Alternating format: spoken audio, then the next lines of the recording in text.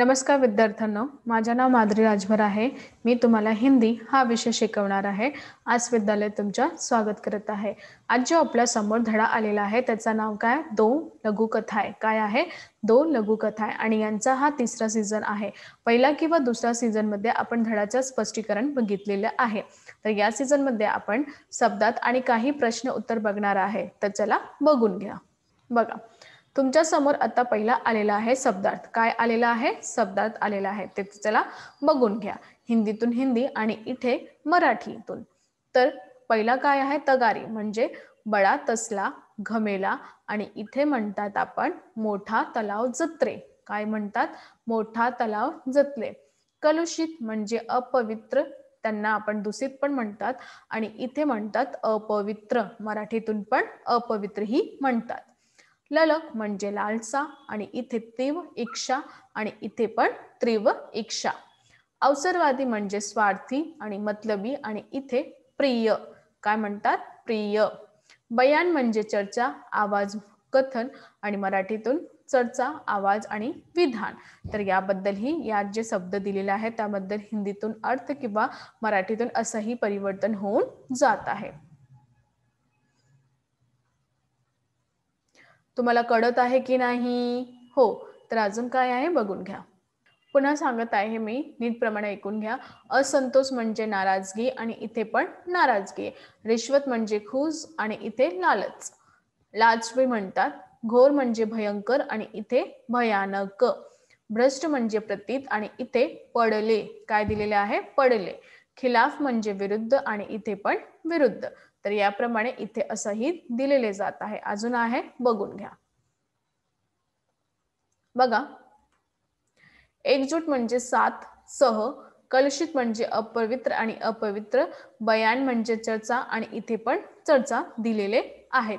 तर याप्रमाणे इथे आपला शब्दात झालेला आहे। तर अजून काय बघणार आहे ते आता आपण बघणार आहे। तर चला बघून घ्या। बघा, तुमच्या समोर आता पहिला प्रश्न आलेला आहेत की नाही? हो, तर पहिला प्रश्न काय आहे तुमचा ते आता आपण बघणार आहे। पहिला प्रश्न आहे तुमचा, दातों की विशेषता। आता आपल्याला काय करायचे आहे की दात यांची विशेषता सांगायचं आहे। तर किती विशेषता आहे? 4 विशेषता आहे। तर पहिला विशेषता काय आहे? दात पंक्तिबंध थे। दात कसे असतात? दात पंक्तिबंध आहेत। दुसरा, ते दुस्साहसी थे आणि तो दुस्साहसी होते। तिसरा, एकजुट रहते हैं, ते एकजुट राहत आहे। चौथा, ते घनिष्ठ मित्र थे आणि ते खूपच घनिष्ठ मित्र आहेत। तर याप्रमाणे दात यांची विशेषता किती आहे? 4 विशेषता दिलेली आहे। मी तुम्हाला इथे सगळं नीट प्रमाणे लिहायचं आहे।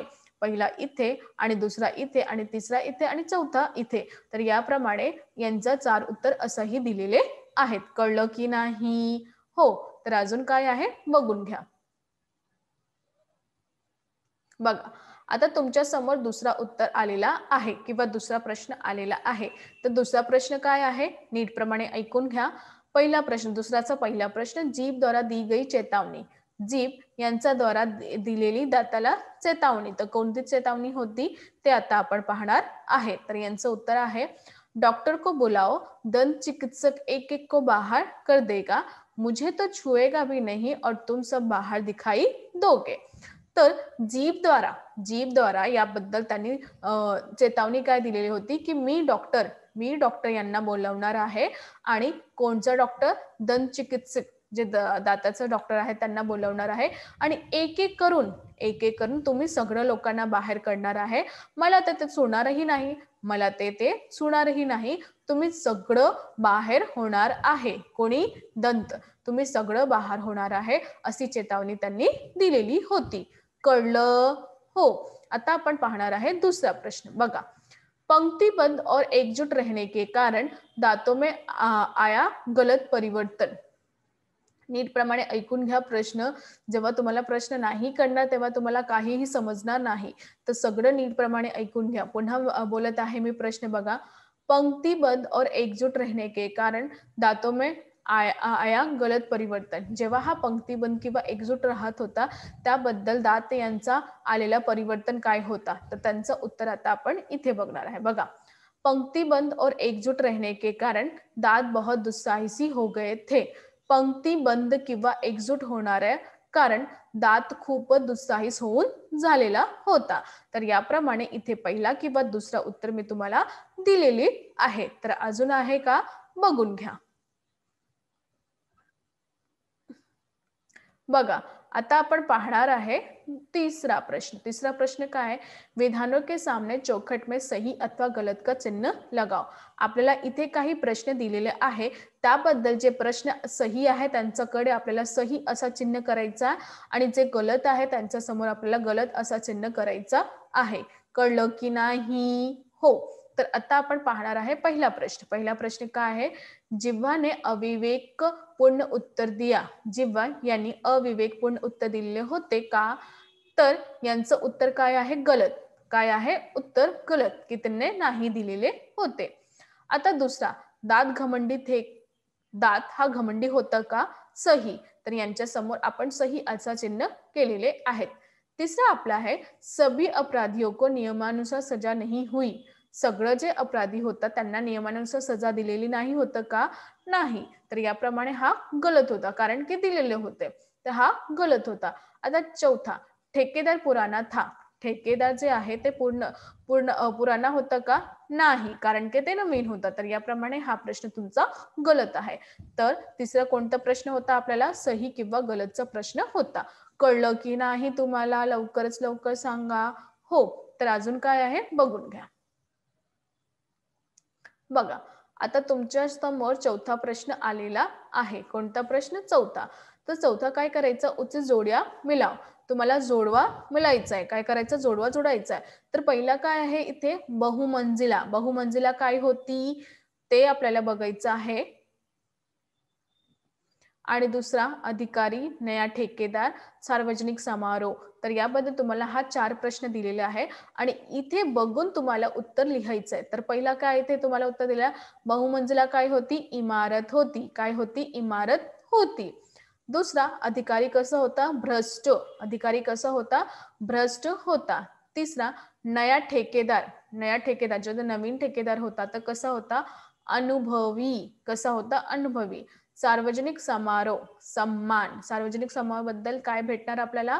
सम्मान भेटणार आहे. तर याप्रमाणे इथे जो उच्च जोडवाचा होता ते आपल्याला झालेला आहे. तर अजून काय आहे बघून घ्या.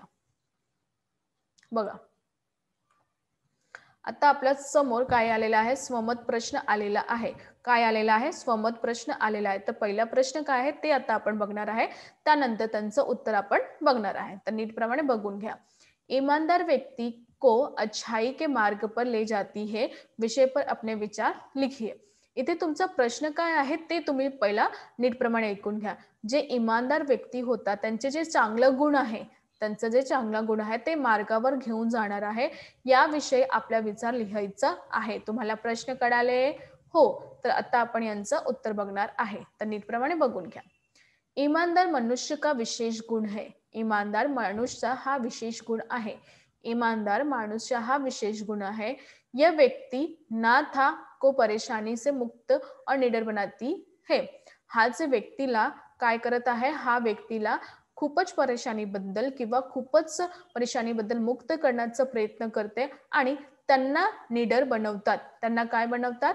निडर बनवतात. म्हणजे कोणाबरोबर आपल्याला घाबरायचं नाही असा प्रमाणे. यह व्यक्ति को अच्छाई के मार्ग पर ले जाती है. आणि हा व्यक्तीला चांगल्या मार्गावर किंवा नवीन मार्गावर किंवा नवीन रस्त्यावर घेऊन जाणार आहे. मार्ग म्हणजे रस्ता वर घेऊन जाणार आहे. जिससे उसे वास्तविक आनंद और खुशी मिळती है. ज्यांच्याकडे त्यांना वास्तविक आनंद काय भेटतात? वास्तविक आनंद आणि त्यांची खुशी भेटतात आहे. कळलं? हो. ईमानदारी को सर्वश्रेष्ठ नीति गलासा माना जाता है. आणि ईमानदारी यांना सर्वश्रेष्ठ नीति किंवा गल यातून मानलं जाणार आहे. हालांकि इसका पालन करना आसान नहीं होता. आणि इथे म्हणाले आहे की त्यांचा पालन करण्याला आपल्याला आसानी नाही भेटत आहे किंवा चांगल्या प्रमाणे नाही भेटत आहे, परंतु आपण यांचा करायचं आहे पालन. कळलं? हो. बघा, अजून आहे, ईमानदारी जीवन में बुरी से बुरी स्थिति का सामना पूरे आत्मविश्वास और साहस से करने में सक्षम बनती है. जेव्हा तुम्ही इमानदारी होणार आहे तेव्हा तुमच्या जीवनात कोणताही बुरी म्हणजे कोणतीही वेगळी परिस्थिती येऊन घ्या तर त्या स्थितीला आपल्याला सामना कसं करायचं यांच्या पूर्ण आत्मविश्वास आणि साहस करून त्यांचा सक्षम बनवायचा प्रयत्न करायचा आहे. कारण की जेव्हा परिस्थिती आपल्या समोर येतात ना तेव्हा आपण काहीही विचार नाही करतात आणि काहीही कार्य करून जातात. तर याबद्दल जे इमानदारी आहे त्यांच्या जीवनात कोणताही बुरी कोणताही वाईट परिस्थिती येऊ दे त्यांचा सामना आपल्याला आत्मविश्वास होऊन साहस करून सक्षम बनायचा आणि त्यांचा प्रयत्न करायचा. पुन्हा सांगत आहे मी नीटप्रमाणे ऐकून घ्या. ईमानदारी जीवन में बुरी से बुरी स्थिति का सामना पूरे आत्मविश्वास और साहस से करने में सक्षम बनती है. जेव्हा आपल्या समोर इमानदार असं जीवनात आपण घडतात किंवा इमानदार बनते त्याबद्दल आपल्याला समोर खूपच वाईट परिस्थिती येतात. खूपच वाईट परिस्थिती येतात कारण की आपण जे बनवलेलं आहे त्यामध्ये जीवनात आपल्याला परीक्षा घेत आहे. तर याबद्दल त्यांच्या स्थितीचा आपल्याला खूपच आत्मविश्वास होऊन साहस करून आपल्याला सक्षम बनवायचा प्रयत्न करायचा आहे. ये रिश्तों में विश्वास का निर्माण करती है आणि हा रिश्त्याचा विश्वास यांचा निर्माण करत आहे. ईमानदारी भ्रष्टाचार को हटाने की क्षमता रखती है. जेव्हा तुम्ही इमानदार होणार आहे तेव्हा ते भ्रष्टाचाराला हटवायचं क्षमता राहणार आहे. कारण की तुम्ही इमानदार आहे त्याबद्दल तुम्ही स्वतः लोकांना पण इमानदार बनवायचा प्रयत्न करतात. तर याबद्दल तुम्हा लोकांना कोणीही भ्रष्ट देतात किंवा भ्रष्टाचार करण्याचे प्रयत्न करता तेव्हा तुम्ही नाही बनू शकता. सभी पहलुओं पर ईमानदारी होना और बहुत महत्वपूर्ण होता है. सगळं जो पहलू आहे त्याच्याबद्दल आपल्याला इमानदारी होऊन किंवा इमानदार होऊन राहणारा हा सर्वश्रेष्ठ महत्वाची गोष्टी आहे. क्योंकि ये जीवन भर सकारात्मक योगदान देता है. कारण की हा जीवनातभर आपल्याला सकारात्मक जीवनाचा योगदान देत आहे. तर याबद्दल मी तुम्हाला पुन्हा सांगत आहे की आपल्याला कधीही इमानदार बनायचं आहे त्याबद्दल आपल्याला असा पोशाख धारण करण्याचा आहे की लोक आपल्याला काहीही बोलतात किंवा आपल्याकडे कोणताही परिस्थिती येतात किंवा आपण कसं आहे हा सगळं आपल्याला व्यवस्थितप्रमाणे लोकांना दाखवायचं आहे. कारण की जेव्हा तुम्ही इमानदार बनणार आहे तेव्हा तुम्हाला लोक मस्करी करणार, मजाक करणार, हा सगळं करणार. तर याबद्दल तुम्हाला त्यांची परिस्थितीचा सामना करायचा आहे. कळलं की नाही? हो. तर आज आम्ही काय शिकलो? आज आम्ही शिकलो की कशाप्रमाणे आपल्याला प्रश्न किंवा उत्तरे लिहायचं आहे. कशाप्रमाणे त्यांचा अजून बातमी आपण पाहिलेले, स्वमत आपण पाहिले, स्वमतबद्दल आपण पाहिले की कशाप्रमाणे आपल्याला इमानदार होऊन त्यांचा मार्ग कसा शोधून करायचा आहे. तर हा सगळं आपण इथे पाहिलं. तुम्ही नीटप्रमाणे ऐकून घ्या आणि सगळं पुन्हा लिहून घ्या. कळलं की नाही? लवकरच लवकर सांगा. जेव्हा तुम्हाला नाही कळणार आहे किंवा नाही समजणार आहे तुम्ही पुन्हा मला विचारू शकता. आणि इथे आपण शिकलो की कशाप्रमाणे हा जे एक व्यक्ती आहे जे भ्रष्टाचार नाही करू शकता परंतु त्यांच्या लोक किती आहे त्यांना शिकवायसाठी आणि बोलण्यासाठी. तर याबद्दल आपल्याला त्यांच्या पाठीमागे नाही उभे राहायचं आहे. आपल्याला सतत आपल्याला निर्माण करायचं आहे. तर हा तुम्ही कधीही विसरू नका की तुमच्यापेक्षा जेव्हा तुम्ही जसं आहे ना त्याबद्दल तुमच्या जे लोक आहे तुमच्या जे समोर लोक आहे तुमच्या जे जवळ लोक राहतात ते तसंही होणार. तर तुम्ही चांगला माणूस बनणार तर लोक पण चांगले माणूसही बनणार. तुमच्यापेक्षा जो लोक आहेत जे तुमचा जो तुमच्याकडे राहत आहे ते सगळं पण चांगले बनणार. तर तुम्ही असा निर्णय करू शकतात की तुम्ही चांगला होणार तेव्हा सगळंही चांगलं होणार. आपण लोकांना सांगते की तुम्ही असं हो परंतु पहिला स्वतः तर होऊ द्या. तुम्ही स्वतः होणार तेव्हाही लोक तुम्हाला बघणार आणि कळणार आहे. तर यापेक्षा तुम्हाला मी सांगत आहे की तुम्ही सगळं नीटप्रमाणे ऐकून घ्या आणि पुन्हा करून घ्या. कळलं? हो. धन्यवाद.